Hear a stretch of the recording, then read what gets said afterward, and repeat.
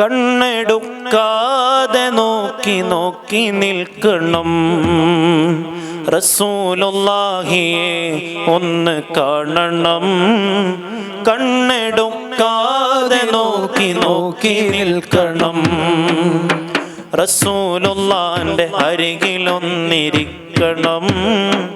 ഒന്ന് പുന്നാര കദമിൽ വീണ് മുത്തണം.